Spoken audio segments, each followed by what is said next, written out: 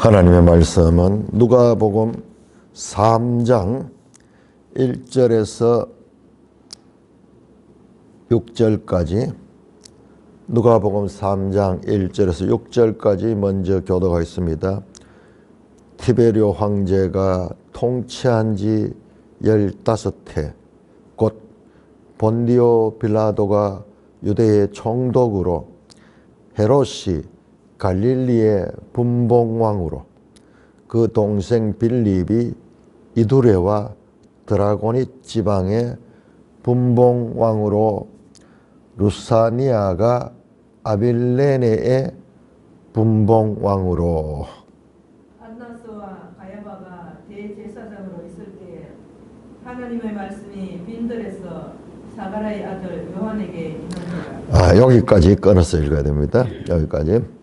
하나님 아버지, 은혜를 감사합니다. 오늘 누가복음 말씀을 통하여 말씀하시는 그 하나님을 찬송합니다. 또한 그 하나님 말씀을 바르게 깨닫기를 원합니다. 성령 하나님, 오해하기 잘하는 우리에게 이해할 수 있도록 지혜와 총명을 더하여 주옵소서. 예수님 이름으로 감사하며 기도드리옵나이다. 아멘. 자, 3장은 이제 세례 요한의 사역이 먼저 나옵니다. 세례 요한이 공적으로 주의 길을 준비하는 그런 사역이 1절에서 20절까지 나오고, 그 다음에 예수님이 그 세례 요한에게 세례를 받는 사건이 나오고 3장에서, 그 다음에 그 예수님의 그 세례 받는 거와 요한에게 세례를 받는 거와, 그 다음에 4장에 가면은 마귀에게 시험을 받는 내용입니다. 그 예수님의 공생애의 출발은 마귀로부터의 시험이죠. 그러니까는 그 사이에 뭐가 있느냐 그러면 예수님의 족보가 나옵니다. 마태복음 1장 1절에서 17절에 나왔던 예수님의 족보와 그게 포함이 되지만은 그보다도 더 넓은 차원에서 예수님의 족보가 나옵니다. 그런데 그 족보가 위치를 우리가 한번 생각을 해보면은 참 여기에도 하나님의 세미한 뜻이 있다. 예수님이 세례를 받고 요한에게 세례를 받고 이제 새로운 출발이죠.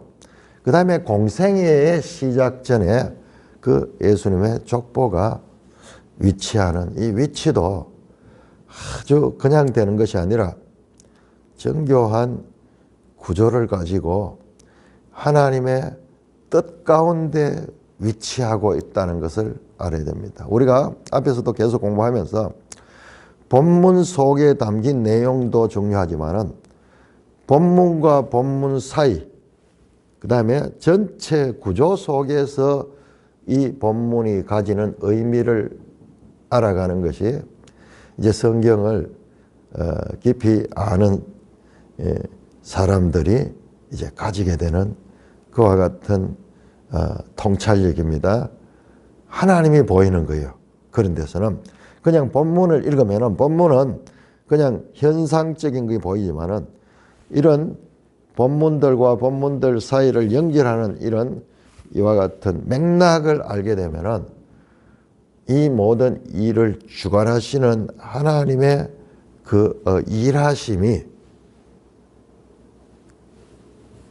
흐릿하지만은 보이게 되는 것입니다. 그것이 누가복음 한 권 책 안에서도 그러하지만은 그러나 이 책과 책들의 관계에서 심지어는 66권 성경의 관계를 이제 그런 식으로 알아갈 적에 와, 성경이 하나님의 말씀이구나. 이 하나님의 지혜가 사람들을 감동하게 했어서 성령으로 기록했구나.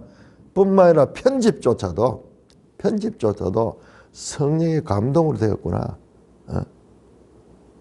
어떻게 수천 년의 시간 간격과 그리고 엄청난 공간적인 언어적인 그와 같은 차이가 있음에도 불구하고 한결같이 하나님의 구속사의 연속성을 드러내고 있는 이 책이 바로 하나님의 말씀일 수밖에 없구나. 결과적으로 우리의 신앙은요, 이 말씀을 믿느냐 믿지 않느냐의 차이예요. 여러분, 오늘날 우리나라에도 수많은 교회들이 있지만은 일부 소위 자유주의 신학을 추구하는 신학교나 교회들 보세요. 예를 들어서 이 대표적으로 장로교에서는 한신대와 기독교 장로회, 그 다음에 감리교가 많이 이 진리에서 멀어져 있습니다. 근데 감리교가요, 우리나라에 많습니다. 우리 경상도 지역에는 감리교가 거의 없잖아요. 그런데 원래 선교사들이 선교를 할 적에 구역을 나눴는데 감리교는 주로 경기도, 인천 뭐 이런 쪽으로, 저 위쪽으로, 그 다음에 이 대전이라든지 이런 쪽에도 많이 있는 것 같아요. 우리 경상도는 감리교를 거의 볼 수 없어. 그런데 그쪽에 많이 있습니다. 그런데 그 사람들을 지금 오늘과 같은 우리 한국 사회 위기 시대에 보면은 그들과 보수 신앙을 가진 사람이 현실을 보는 입장이 완전히 다릅니다. 지금 보수적인 신앙을 추구하는 그런 교회에서는 지금 대통령 탄핵 반대를 외치면서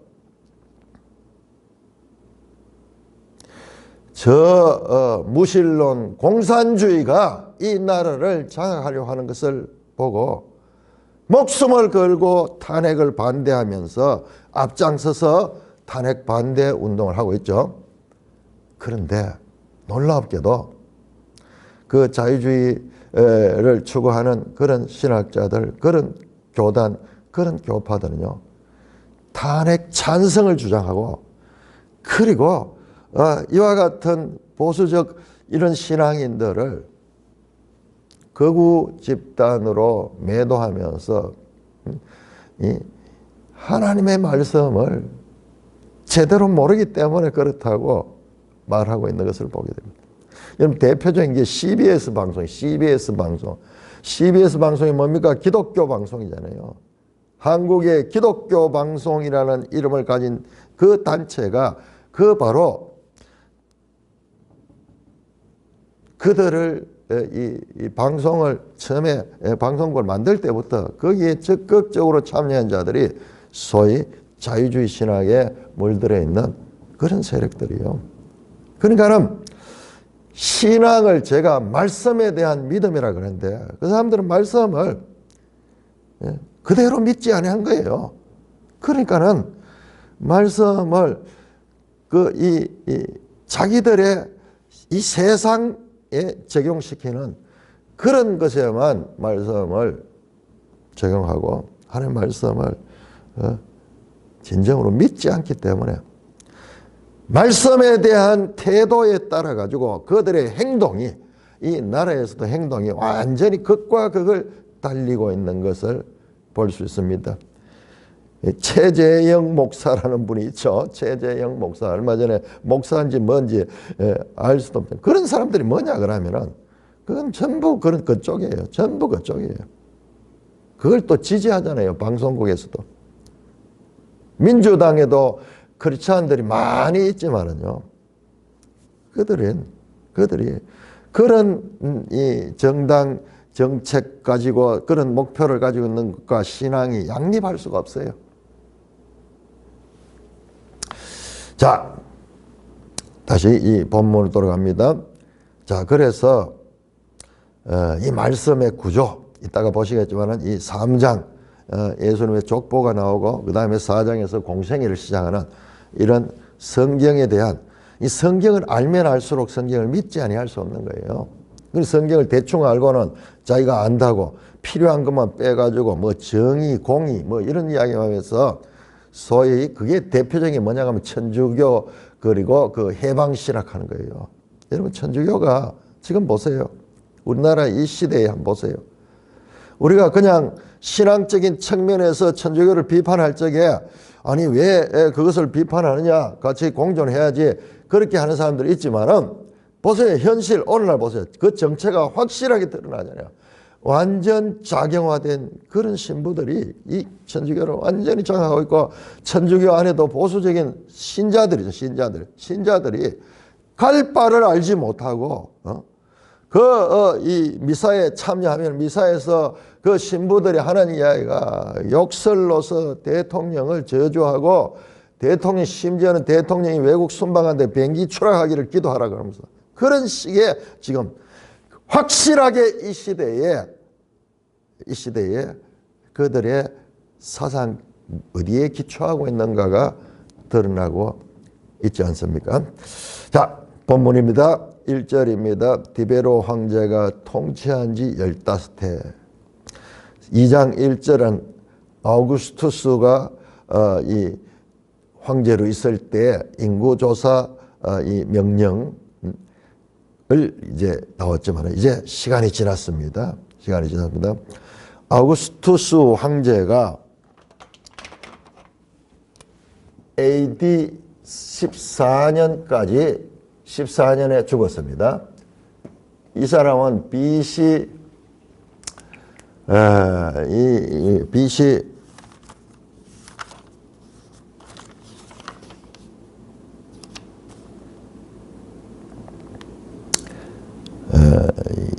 출발은 뭐냐 한 70세 정도 돼요. 그러니까 BC 14년이니까는 한 BC 한 40년경 BC 한 40년경 출생해서 제가 기억하기로 70대에 죽었어요. 그는 로마 황제들 가운데서 비교적 오래 살은 분이에요. 오래 살은 분이에요. 그래서 이분은 가이사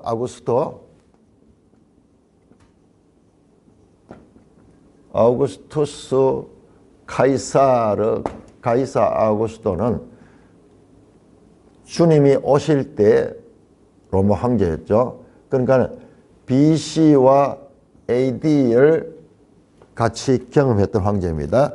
자, 티베리우스 황제. 티베리우스 황제는 AD 14년에서 37년까지 있죠. 37년. 자, 그러니까는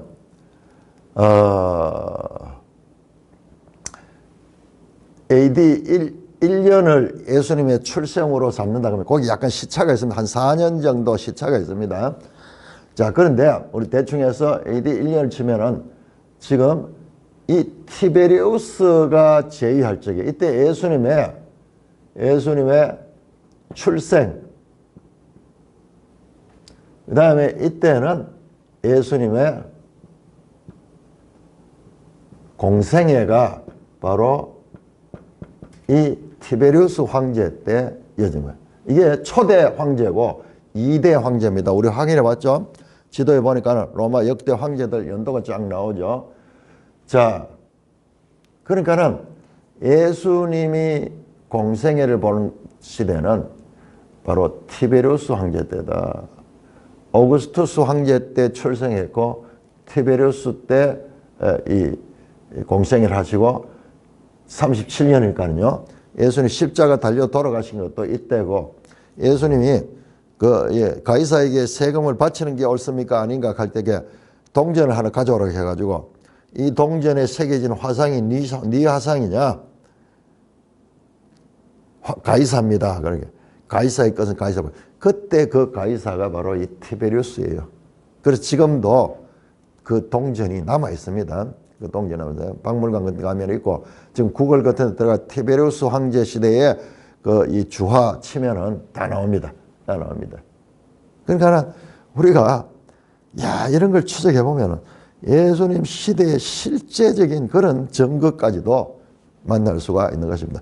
그러니까 누가가 다른 복음서에 이렇게 정확하게 연도를 말한 복음사가가 없어요. 사가 없어요. 그런데 아주 구체적으로 디베로 황제가 통치한 지 15해. 그러면 언제입니까? 14년에 통치를 시작했으니까는 15해니까는 14년이니까 15 더하면은 15 더하면은 여기다 15를 더하면은 9, 29년. 티베리우스 AD 29년. 야, 그러니까는 이때 이제 세례 요한이 사역을 하거든요. 거의 동시에 예수님도 사역을 하거든요. 그러니까는 공생애를 30세로부터 보는 것이 거의 정확하잖아요. 거의 일치하잖아요. 예? 그 연도는요, 정확하게 이게 지금 오늘날 같은 이런 기준으로 정리된 것이 최근의 일이기 때문에 거기에 뭐 몇 년 시차 있는 것은 그건 당연합니다. 우리도 뭐 달력에 보면은 윤달이 있고 이러면 그게 막 쌓이면은요, 또 이 시간 계산이 잘 안 되죠. 자, 거의 일치하고 있는 것을 보게 됩니다. 그러니까는 이 티베리우스가 이 그 황제로 해서 AD 30년경 그때 그다음에 본디오 빌라도가 유대 총독으로 있을 적에, 여러분 우리 한번 지도 한번 볼까요? 지도 먼저 271쪽을 보십니다. 271쪽. 제가 왜 이런 자료들을 자꾸 확인시키냐 그러면은 오늘 성경을 너무 추상적으로 믿는 거예요. 그냥 관념적으로 믿는데 그게 아니고, 그렇게 믿어야 하지만은 그러나 성경에는 그런 것뿐만 아니라 역사적 구체적인 그와 같은 그 믿음을 가질 수 있는 자료들이 있다는 거죠. 자, 271쪽 보시면 로마의 황제 나오죠. 첫째 가이사르 아우구스투스, 우리 2장 1절에 나왔던 그 황제죠. 그 다음에 보세요. 티베리우스 2대죠. AD 14에서 37년. 이때 예수님의 공생에 십자가 죽으심도 일어나고, 이 시대에 오순절 성령 강림도 이 시대에 생겨나고, 교회가 세우는 것도 생겨난 것도 이 티베리우스 황제 시대다. 자, 그 다음에 282쪽을 보세요. 본디오 빌라도가 유대 총독으로 있다 그랬는데 282쪽을 보면은 이때 로마가 전 세계를 지배하면서 총독들을 세워서 대리 통치를 하겠잖아요. 자, 그리고 보시면은 282쪽 아랫부분에 143번 총독 시기와 역대 로마 총독이 나옵니다. 그 로마 총독이 나오는데 이때 그 이스라엘을 다스리는 그 로마 총독들이 나옵니다. 일대가 코포니우스. 그러니까는 공무원들처럼 그렇게 오래 있지 않았어. 짤막짤막하게 3년 정도 있었네요. 코포니우스. 쭉 가서 보세요. 폰티우스 필라테 AD 26년에서 36년. 딱 여기에 되네요. 예수님의 공생의 시대에. 그리고 빌라도는 오래 있었네요. 10년 정도 있었네요. 자, 이런 것들은 역사적 자료에서 다 추출하는 겁니다. 근데 너무 놀랍잖아요. 만약 이게 맞지 않으면은 우리가 상당히 당황할 텐데, 이 고문서에서 이 추출돼 나온 그 역사가들의 연구와 성경이 일치하잖아요. 정확하게 일치하잖아요. 예를 들어 폰티오 빌라도가 그 훨씬 그 앞에 있다든지 한 수십 년 차이가 나버리면은 우리가 좀 황당스러운데, 정확하게 지금 이 시대에 일치하고 있습니다. 뿐만 아니라 282쪽 보시면 바로 위에 헤롯 가문이 통치했던 게 나오는데, 헤롯이 갈릴리의 분봉왕으로, 자, 전부 헤롯이죠. 헤롯인데 헤롯 가운데서 이 갈릴리의 분봉왕으로 있었던 갈릴리 쪽을 다뤘던 헤롯 빌립이네요. 헤롯 빌립. 그 다음에 헤롯이 갈릴리의 분봉왕으로 그 동생 빌립, 그러네요. 갈릴리는 헤롯 안티파스네요. 거기 나오죠. 갈릴리와 페레아의 분봉왕. 자, 우리 283쪽을 보시면은 갈릴리와 페레아, 그 보라색 그림 나오죠. 요 지역이 그 통치했던 것이 헤롯으로 나오는데 더 정확하게 하면 헤롯 안티파스. 헤롯 안티파스. 그 다음에 그 동생 빌립이 이두레와 드라고닛 지방의 분봉으로 이두레와 드라고닛.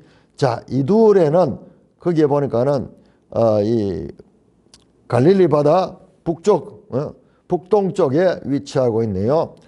그 이두레와 드라고닛 지방, 드라고닛 하는 것은 지금 나오지 않죠. 작은 그 이두레 지역, 갈릴리 바다 북동쪽 헤르몬산이 있는 거, 과거에 거기네요.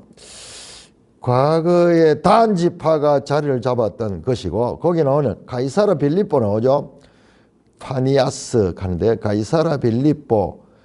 이야, 가이사라 빌립보에서 그 이 베드로가 예수님을 이 주로 고백했던 그 장소입니다. 가이사라 빌립보.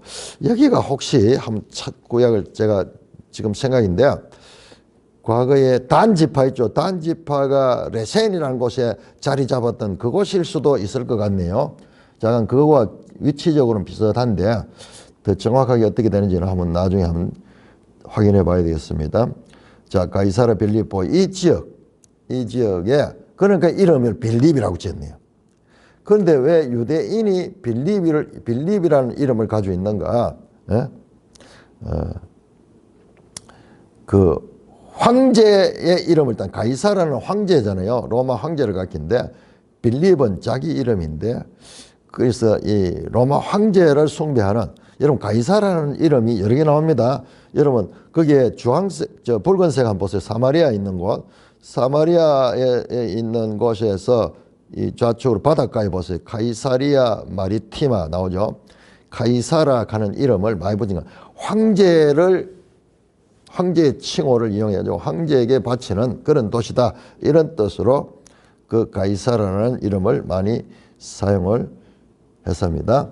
자, 그리고 루사니아가 아빌레네의 지금 루사니아 요 지역은 제가 지금 아직까지 확인을 못했습니다만은 자, 요것도 한번 시간에 쫓기다 보면은 이걸 그냥 넘어가는데 요거는 따로 한번 살펴봐야 되겠습니다. 그 다음에 안나스와 가야바가 대제사장을 야, 여러분, 마태복음 26장 3절, 요한복음 18장 13절에 24절에 가야바와 안나스가 나오잖아요. 누가복음 아니라도 마태복음과 요한복음에 나오고, 안나스는요 사도행전 4장에도 나옵니다. 그런데 자세히 보면요, 안나스가 가야바의 장인입니다. 장인. 그러니까 장인도 대제사장을 하고, 그 다음에 그 사위도 대제사장을 하는, 그러니까 이 시대에 그런 이 대제사장직도 세습적인 그런 것을 보게 됩니다. 여러분 얼마나 지금 정확합니까? 시간적으로. 여러분 오늘날 있는 이야기 아니고 지금부터 2000년 전에 이 자료들인데 정확하게 일치되는 그 시대를 가리고 있다. 만약 누가복음이 없다고 하면은 그냥 다른 복음서만 가지고는 이런 이 시간과 공간에 대한 말씀들이 그런 데는 별로 중요하게 안 달아주거든요. 그냥 그 후에 그리고 하면서 시간을 정확하게 안 나눠줘요. 그런데 이 누가복음이 정확하게 역사적 사실로서 예수 사건을 이렇게 우리에게 증거하고 있는 것을 봅니다. 여러분 소름 끼치지 않아요? 우리가 이런 걸 보고 소름이 안 끼치는 사람들은 성경을 지금 제대로 모르기 때문에 그런 거예요. 여러분 우리가 살고 있는 이 시대도, 내 생애 가운데도 불과 수십 년 전에 어떤 시대에 어떤 일이 일어났다는 것을 내 자신도 잘 기억하지 못할 때가 있어요. 그런데 2000년 전에 이 역사적인 사건이 이렇게 정교하게, 그러니까 사실적 기록이 이기 때문에 이게 이렇게 되는 거예요. 여러분, 우리는 성경을 믿는 사람들을 많이 보지만요, 성경을 비판한 사람들이 얼마나 많은지 몰라요. 그게 무슨 하나님 말씀이냐 그러면서 성경이 오류가 많은 사람이 만들어낸 책이라는 것을 증명하기 위해서 수많은 사람들이 피를 들었어요. 피를 들어서 역사상 성경을 공격하고 그렇게 했죠. 대표적인 인물이 그 프랑스 혁명 때 그 볼테르라는 사람이, 이제 계몽주의 시대가 왔으니까 이 성경은 전부 미신으로서 다 불태워질 것이다.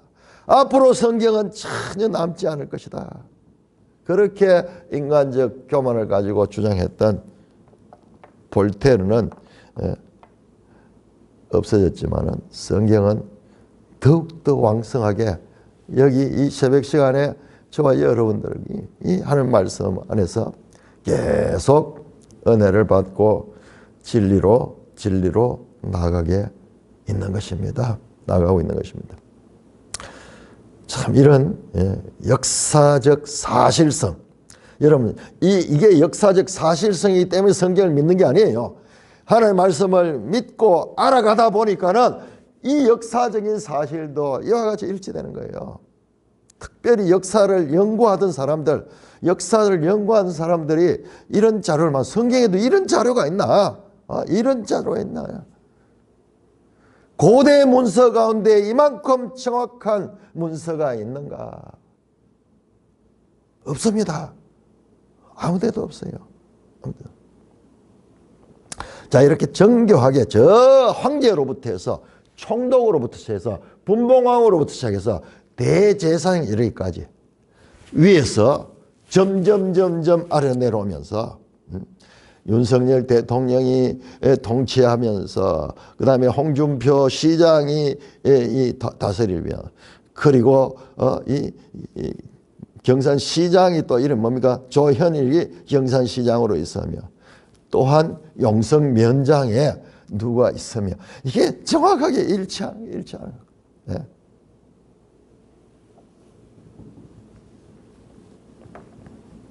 하나님 말씀이 빈들에서, 자, 빈들은 어디냐 그러면은 여기 에레모스인데 광야예요. 광야. 빈들에서 사가랴의 아들 요한에게입니다. 자, 1장 80절에 이 세례 요한 이야기하면서 그가 아이가 자라며 빈들에 있다 그랬죠. 그 빈들에서 연결됩니다. 이 광야에서 에레모스, 사가랴의 아들 요한에게 임한지라. 마치 이 구약의 선지자들이 저 목동 아모스에게 하나님의 말씀이 임했다. 드고아의 목자 아모스에게 하나님의 말씀. 저 에스겔이 이 바벨론 포로로 있을 때 에스겔에게 그 강변에서, 을레 강변입니까? 을레 강변하고 무슨 강변입니까? 그 강변에서 말씀이 에스겔에게 임했듯이 에레미야에게 하나님의 말씀이 임했듯이 사가랴의 아들 요한에게 임하였다. 그러니까 이 도입 요한을 서술한 이 장면이 구약의 선지자들에게 이 적용되는 것과 비슷하죠. 그렇습니다. 예수님께서는 사도 요한을, 이 사도 요한이 아니죠, 세례 요한을 선지자라고 말합니다. 16장 16절에서 율법과 선지자는 요한 때까지요. 그러니까 요한이 구약의 율법과 선지자들의 그 구약의 마지막 주자다. 뿐만 아니라 이 아우구스투스가 이 주전과 주후 BC와 AD에 걸쳐 있듯이 세례 요한이 구약과 신약에 걸쳐서 구약과 신약을 이어가지고 새 시대의 시작을 준비하는 인물로 지금 등장하고 있습니다. 자, 3절에서 6절까지 교독합니다. 요한이 요단강 부근 각 처에서 와서 제3을 받게 하는 회개의 세례를 전파하니. 선지자 이사야의 책에 쓴 바 광야에서 외치는 자의 소리가 있어 이르되 너희는 주의 길을 준비하라. 그의 오실 길을 곧게 하라. 모든 골짜기가 메워지고 모든 산과 작은 산이 낮아지고 굽은 것이 곧아지고 험한 길이 평탄해질 것이요. 모든 육체가 하나님의 구원하심을 보리라 함과 같으니라. 자, 요한이 등장하면서 요한이 첫 번째 등장하는 장소가 요단강에 등장하고 있습니다. 요한이 요단강에 있을 적에 사람들이 각처에서 제3을 받게 하는 회개의 세례를 전파했습니다. 요단강 부근에서 부근 각처에서 제3을 받게 하는 회개의 세례를 전파했다. 제3을 받게 하는 회개의 세례. 여러분, 회개라는 단어가 이게 구약에 강조되던 돌아오라라는 말, 슈브, 히브리어로 슈브, 헬라어로 메타노이아. 세례는 밥티스마 하는데 이게 침례예요. 물에 잠기는 거예요. 그러니까 물로 씻는 그런 이 세례인 거예요. 물로 씻는 그런 예식인 거예요. 죄 사함을 받는다. 물로 더러운 것을 씻듯이 죄를 씻는 그와 같은 회개의 세례를 전파하니 선지자 이사야의 책에 쓴 바 광야에서 외치는 자의 소리가 있어 이르되. 이것은 이사야 40장. 여러분 제가 늘 이야기했죠. 이사야서는 1부와 2부로 나오는데 1부는 1장에서 39장까지 마치 구약 성경처럼 39장. 그 다음에 이 40장에서 66장까지 마치 신약 성경처럼 27권. 40장이 바로 그 출발인데 그 출발부터 너희는 위로하라 그러면서 시작해서 나오는 것이 바로 광야에서 외치는 자의 소리가 있어 너희는 주의 길을 준비하라. 그의 오실 길을 곧게 하라. 모든 골짜기가 메워지고 모든 산과 작은 산이 낮아지고 굽은 것이 곧아지고 험한 길이 평탄해질 것이요. 광야에서 외치는 자의 소리로 정죄하며 소리. 광야에서. 그러니까 빈들, 광야라고 했죠. 에레모스. 그 광야에서 외치는 자의 소리가 뭘 하느냐? 너희는 주의 길을 준비하라. 그의 오실 길을 곧게 하라. 왕이 행차하는데 왕이 오시는 그 길을 지금도 제가 기억이 나는데 제가 초임으로 교사로 부임해가지고 있을 적에 그때 전두환 대통령이 취임을 했어요. 그 전두환 대통령이 대구에 방문한다고 그때 아마 모교인 대구 공고를 방문한 건데 우리 학교가 그 좀 뒤에 있었어요. 뒤에 있는데 아니 그 대통령이 온다고 갑자기 우리 학교에 올 일도 아닌데 불구하고 청소를 하고 대청소를 하고 막 심지어는 그런 과잉 충성도 있었어요. 주위에 나무가 죽은 것이 있고 이러면 막 거기다 페인트 칠을 해가지고 막 라카를 뿌려가지고 뭐 그렇게 색깔을 푸르게 만들고 이럴 정도로 좀 고대에 우리 시대에도 그런 일이 있었어요. 지나치게 과잉 충성하는 거예요. 그러니까는 왕이 행차한다 그러면요 대청소를 하고 막 그 쓰레기 같은 거 다 치우고 막 우리도 그러잖아요. 올림픽 같은 거 국제적인 행사할 적에 막 노점상들도 다 없애고 막 그렇게 하면서 그렇게 하듯이 왕의 길을 준비하라. 그의 오실 길을 곧게 하라. 그가 오는 길이 이 꾸불꾸불하면 오기 불편하니까는 직선도로로 내가지고 쫙 모든 골짜기가 메워지고 모든 작은 산이 낮아지고 굽은 것이 곧아지고 험한 길이 평탄해질 것이요. 길을 오다 보면은 어떻게 보면 길이 뭐 골짜기도 있고 이러다 보면 오기가 불편하죠. 그것을 낮은 곳은 도두어서 높게 하고 높은 것은 깎아서 낮게 해가지고 그 길을 전부 길입니다. 길을 준비하라. 오실 길을 곧게 하라. 험한 길이 평탄하게 하라. 길. 그 메시아가 오는 주님이 오는 길을 준비한다. 세례 요한은 광야에 외치는 자의 소리로서 지금 어마어마한 이야기입니다. 왕이 오신다. 진정한 왕이 오신다. 그 왕을 준비해야 된다. 그러면서 말합니다. 모든 육체가 하나님의 구원하심을 보리라. 이 모든 육체가 죄로 말미암아 죽을 수밖에 없는 모든 육체가, 여기에는 유대인뿐만 아니라 이방인도 포함되는 모든 인생들이라고 표현합니다. 모든 인생들이 하나님의 구원하심을 볼 수 있게 될 것이다.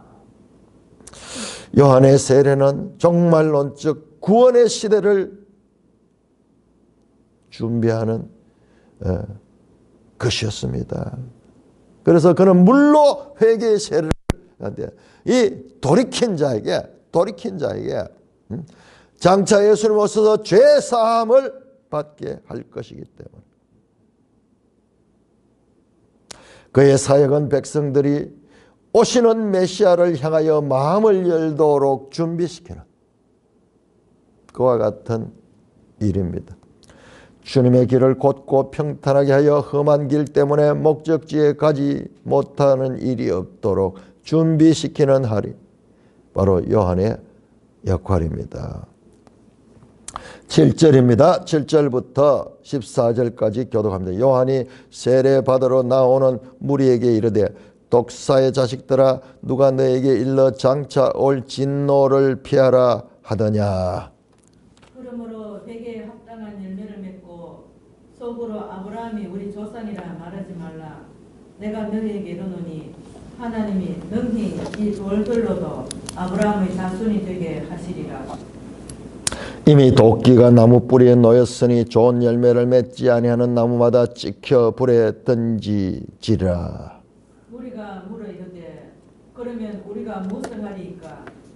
대답하여 이르되 옷 두 벌 있는 자는 옷 없는 자에게 나누어 줄 것이요 먹을 것이 있는 자도 그렇게 할 것이니라 하고, 세리들도 세리를 받고자 하여 왔어 이르되 선생이여 우리는 무엇을 하여야 하리이까 하며 이르되 부과된 것 외에는 거두지 말라 하고, 군인들도 물어 이르되 우리는 무엇을 하리이까 하며 이르되 사람에게 강탈하지 말며 거짓으로 고발하지 말고 받는 급료를 족한 줄로 알라 하니라. 자, 요한이 이제 세례를 받으러 나오는, 자, 여러분 장소가 어디입니까? 요단강이에요. 요단강. 자, 우리는 여호수아를 하면서 이 요단강 도하를 우리가 보았죠. 고린도전서 10장 1절에서 6절에 보시면요, 우리가 다 구름과 바다 가운데서 지나고 모세에게 속하여 구름과 바다에서 세례를 받았다, 그렇게 말해요. 홍해를 건넌 사건을, 그 모세에게 속하며 우리가 세례를 받은 사건, 구름과 바다에서, 야, 이것도 그냥 바다의 생 아니고 구름과 바다에서. 여러분, 구름이 뭐예요? 현대 과학은 구름이 물이라고 하는 것을 알잖아요. 물덩어리잖아요. 물덩어리.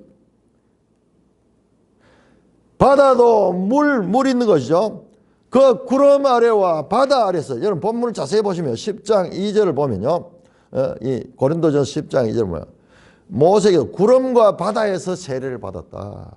바다에서 세례를 받는 게 아니고 구름과 바다에서, 물 속에서 세례를 받는, 물 속에서. 아니, 그 홍해 걷는 건 그게 무슨 세례야? 사도 바울이 그렇게 해석하는 거예요. 구약의 이와 같은 사건들을 신약적 의미에서 그렇게 해석을 하죠. 그래서 구약의 사건들은 신약의 애표라는 거예요. 애표. 히브리서서 말씀하죠. 모형과 그림자다. 예? 구약의 사건들이 그 자체로서 일차적으로 의미가 있지만은 그것이 궁극적으로는 신약의 예수 그리스도가 하실 사역의 애표적인 것이다. 모형과 그림자거든요. 예수 그리스도가 실체다. 자, 그렇다면은 요단강에서 세례를 받는 것은 더욱더 그러하죠. 더욱더 그러하죠. 실제로 이 요단강 속에 들어가서 백성들이 그 세례를 받는 거예요. 침례를 받는 거죠. 침례를. 그러면서 말씀합니다. 세례 요한이 무리에게 독사의 자식들아 누가 너에게 일러 장차 올 진노를 피하라냐. 갑자기 세례 요한이 우리로 치면은 개 XX 그보다 더 심하죠. 차라리 개는 우리하고 얼마나 친근하면 그건 독사 새끼야. 독사 새끼. 이런 표현은요, 이게 유대인들에게는 흔한 욕설이 욕설. 유대인이 이방인들에게 저주를 퍼올 때 독사 새끼들. 그거를 세례를 받아오는 이스라엘 유대인들을 향하여 지금 말하는 거예요. 왜 그런가? 왜 그런가? 이 뱀의 자식이잖아요. 뱀이 뭐예요? 사탄이죠. 사탄의 자식이잖아요. 누가 너에게 일러 장차 올 진노를 피하라 하더냐. 그러므로 회개에 합당한 열매를 먹고 속으로 우리가 아브라함의 조상이란 말이에요. 이 문맥을 보면요. 지금 왜 이들을 향하여 독사 새끼야 그러면서 그렇게 그건을 욕을 했느냐 그러면요. 이 유대인들이 우리는 아브라함 자손이라는 그것에 대해서 기대하면서 거기에 자부심을 가지며 선민의식에 사로잡혀 있는 거예요. 그러므로 우리에게는 장차 심판이 없다. 우리는 하나님의 택함을 받은 선민이고 저 이방인들은 다 심판을 받을 대상이지만 우리는 아브라함의 후손이기 때문에 우리에게는 이와 같은 구원만이 있다. 이렇게 착각하고 있는 그들에게 내가 너에게 이르노니 하나님이 능히 이 돌들로도 아브라함 자손이 되게 하시리라. 능히 할 수 있음. 하나님은 전능하시다. 돌들도 아브라함 자손을 할 수 있다. 아브라함의 혈통적인 후손들이라고 해서 우리에게는 당연한 구원이 있다고 생각하는 것을 깨트린 거예요. 그렇게 생각하는 것은 독사 새끼들의 생각이다. 세례만 받는 것이 아니라 회개에 합당한 열매를 맺는 삶을 살아야 된다. 그 말씀을 하는 거예요. 그래서 9절에 이미 도끼가 나무 뿌리에 놓으시니 좋은 열매를 맺지 않은 나무마다 찍혀버려요. 열매란 회개에 합당한 열매를 맺으라. 좋은 열매를 맺어야 된다. 그 말이죠. 회개에 합당한 열매. 여러분 사도 바울이 사도행전 26장 20절에서요. 거의 이 말씀 세례 요한과 말씀과 똑같은 말씀을 합니다. 우리 한번 찾아볼까요? 사도행전 26장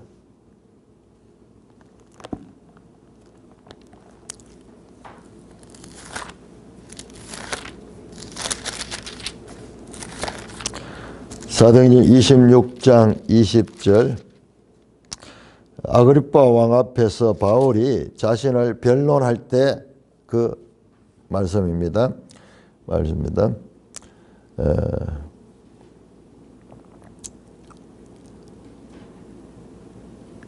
26장 20절 바울 자신이 사역했던 걸 얘기합니다. 먼저 다메섹과 예루살렘에 있는 사람과 온 유다 온 땅과 이방인에까지 회개하고 하나님께로 돌아와서 회개에 합당한 일을 하라. 여기는 회개에 합당한 일을 하라 그렇게 말합니다. 회개에 합당한 열매를 하는 거야. 회개에 합당한 행동을 하는 거야. 회개에 합당한 행동.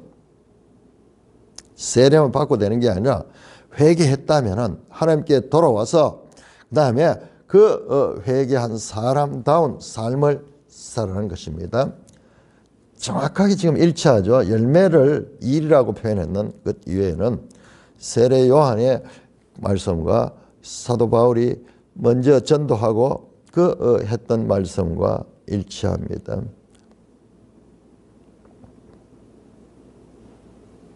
그러므로 이미 도끼가 나무 뿌리 놓아서 좋은 열매를 맺지 않은 나무와도 지겠지. 그러니까 열매는 합당한 행동이 행동, 합당한 일. 그러면은 자 그러자 무리들이 세례 요한을 해가지고 묻습니다. 질문합니다.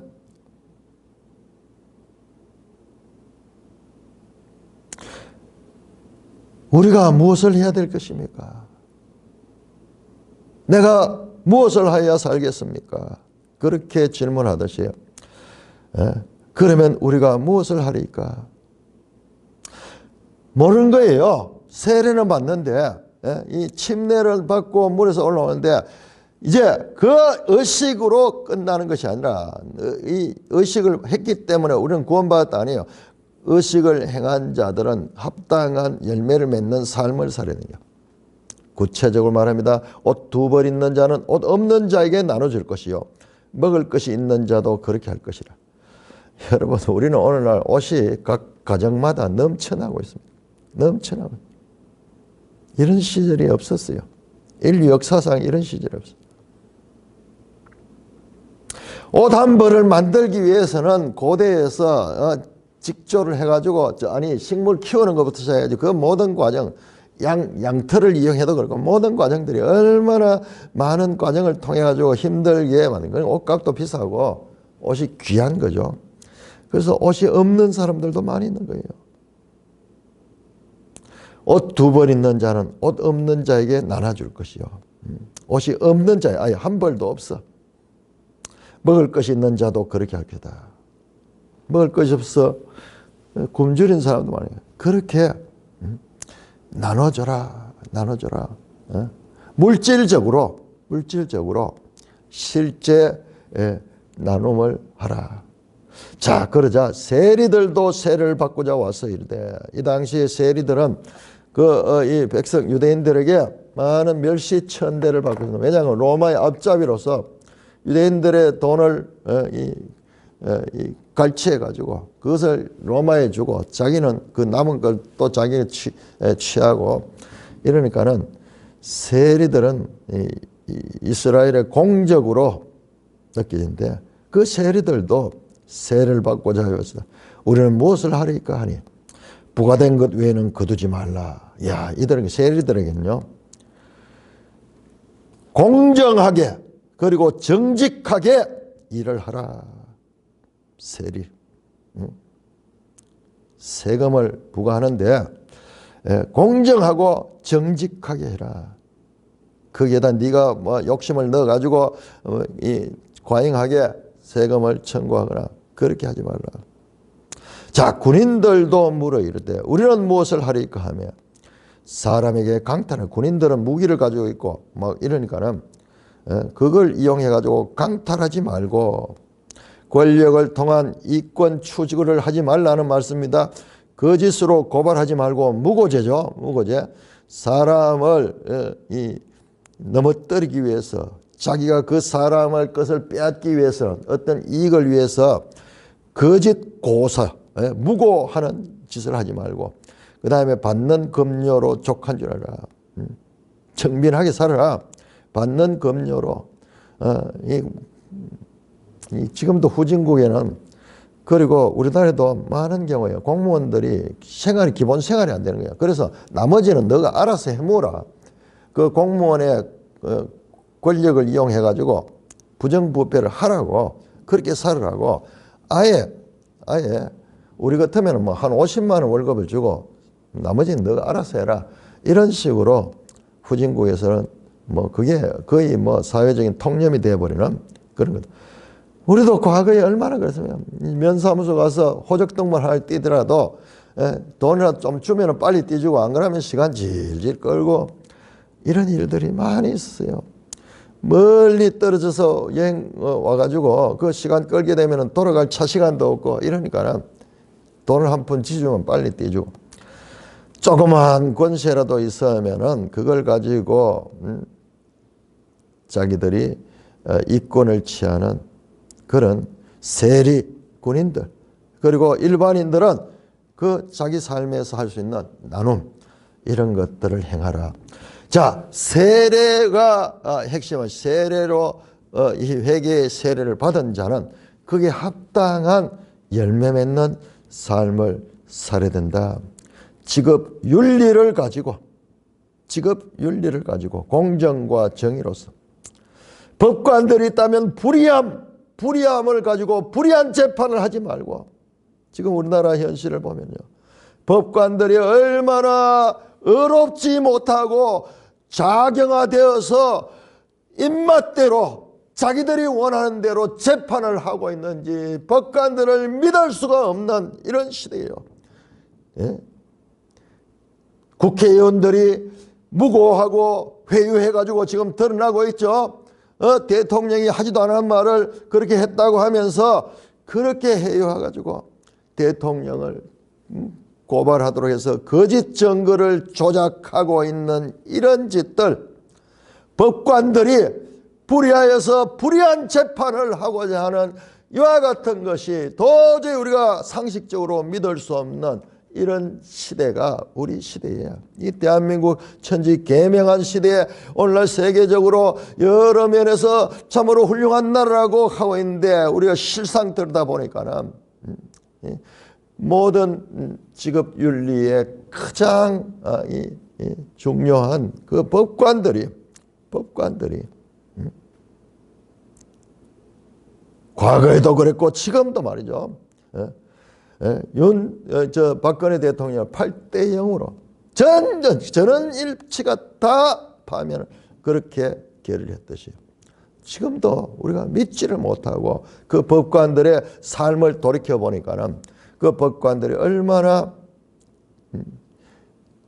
좌편향된 인물들인지, 그들이 어찌하여 그 법관 자리, 그 중요한 법관 자리를 그렇게 많은 사람들이 차지하고 있는지, 정말 이와 같은 회개에 합당한 열매 맺는 삶이 아니라 그들이 장차 올 심판을 어떻게 감당할 것인지, 참으로 그들이 불쌍한 거예요. 자기들이 가진 그 권력을 가지고 잘못 행사함으로 말미암아 올 심판이 얼마나 큰지, 국가적인 그와 같은 이 비용 지출은 얼마나 많게 될 것인지, 그리고 사법부 전체가 불신을 당하게 되므로 사회적으로 얼마나 보이지 않는 그와 같은 낭비가 사회적인 이 엄청난 그런 그 부정부패가 있고 거짓을 하면요, 그게 그 나라가 발전하는데 엄청난 이와 같은 피해를 주고 있는 거예요.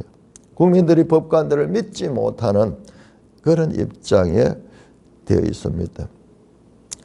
회개에 합당한 열매는 자기 직업에서 공정과 정의로, 그리고 부정부패가 없는 삶을 살아야 할 것이다. 뜻밖이죠. 야, 기도 많이 하고 매일 성전에 가서 헌금하고 기도 많이 하고 거기에서 성경 많이 읽고 뭐 그렇게 하는 이야기 아니에요. 아니고 자기의 삶의 현장에서 나누고, 그리고 직업 윤리에 철저한 삶을 살으라고 세례 요한이 말하고 있습니다. 찬송가 217장입니다.